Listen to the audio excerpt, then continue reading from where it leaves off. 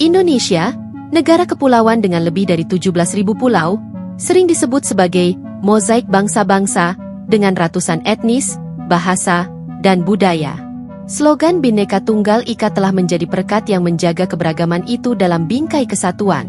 Namun di balik wajah kebangsaan yang kokoh, ada keretakan yang semakin terasa. Banyak kalangan berani mengatakan, Indonesia sedang tidak baik-baik saja. Ketimpangan ekonomi, politik oligarki, krisis lingkungan, dan persoalan hak asasi manusia menumpuk menjadi beban negara. Semua ini mengancam masa depan integrasi nasional, khususnya di daerah-daerah yang sejak lama menyimpan bara perlawanan, Aceh dan Papua. Kini, dengan kepemimpinan Prabowo Subianto yang digadang-gadang berkuasa hingga 2030, muncul pertanyaan, apakah Indonesia masih akan utuh, atau justru 2030 menjadi titik sejarah pelepasan Aceh dan Papua? Aceh, dari tanah rencong ke tanah janji yang tertunda. Aceh dikenal sebagai daerah yang religius dan bersejarah, bahkan disebut sebagai Serambi Mekah. Namun perjalanan politiknya penuh luka. Sejak 1976, Gerakan Aceh Merdeka, GAM, melawan Jakarta dengan senjata, menuntut kedaulatan penuh atas tanahnya. Konflik puluhan tahun itu menelan puluhan ribu korban jiwa. Tahun 2005, Perjanjian Helsinki antara GAM dan pemerintah Indonesia menjadi titik balik. Aceh mendapatkan status otonomi khusus, hak mengelola sumber daya, bahkan bendera dan lambang daerah sendiri. Namun, setelah hampir 2 dekade, banyak janji damai terasa hampa. Kemiskinan masih tinggi meski Aceh kaya migas. Korupsi di level elit lokal memperparah kekecewaan rakyat. Kekuasaan politik Aceh sering dikuasai elit ex-GAM, namun kesejahteraan rakyat tak banyak berubah. Jika kondisi ini berlanjut, Aceh bisa kembali mempertanyakan komitmen Jakarta. Apakah damai hanya sekadar jeda, bukan solusi? Papua punya kisah berbeda, tapi dengan pola serupa. Luka sejarah, kekayaan alam, dan rasa ketidakadilan. Sejak integrasinya ke Indonesia tahun 1969 lewat PEPRA, penentuan pendapat rakyat, yang masih menuai kontroversi, Papua tak pernah lepas dari gejolak. Kekayaan emas, tembaga, dan hutan tropis Papua menjadi incaran, sementara rakyat Papua merasa hanya mendapat remah. Dana otsus triliunan rupiah sudah dikucurkan, infrastruktur besar-besaran dibangun, provinsi dibagi-bagi. Namun di balik pembangunan itu, kasus pelanggaran HAM masih membekas di ingatan. Diskriminasi rasial terhadap orang Papua terjadi di berbagai daerah Indonesia.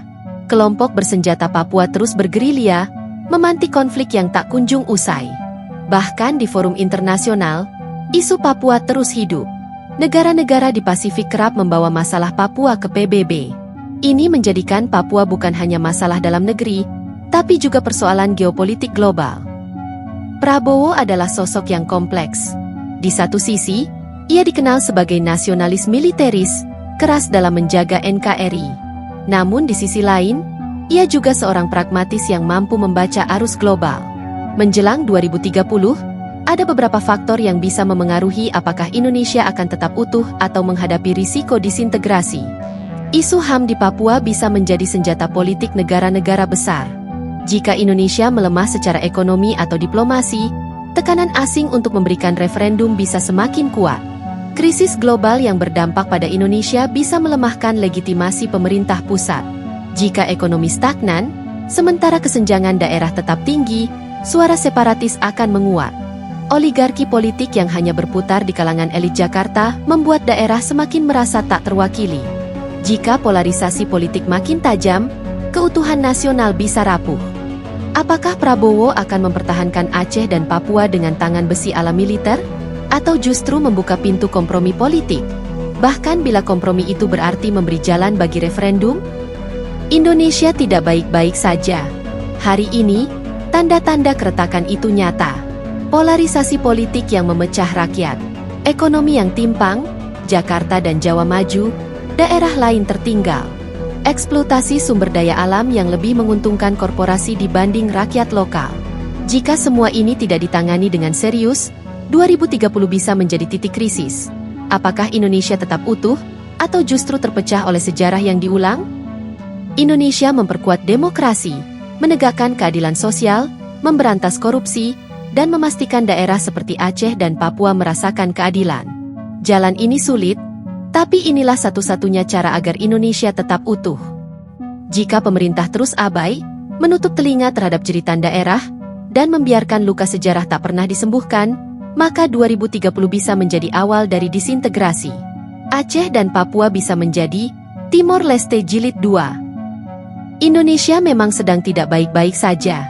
Pertanyaan tentang Aceh dan Papua bukan sekadar tentang wilayah, melainkan tentang masa depan bangsa.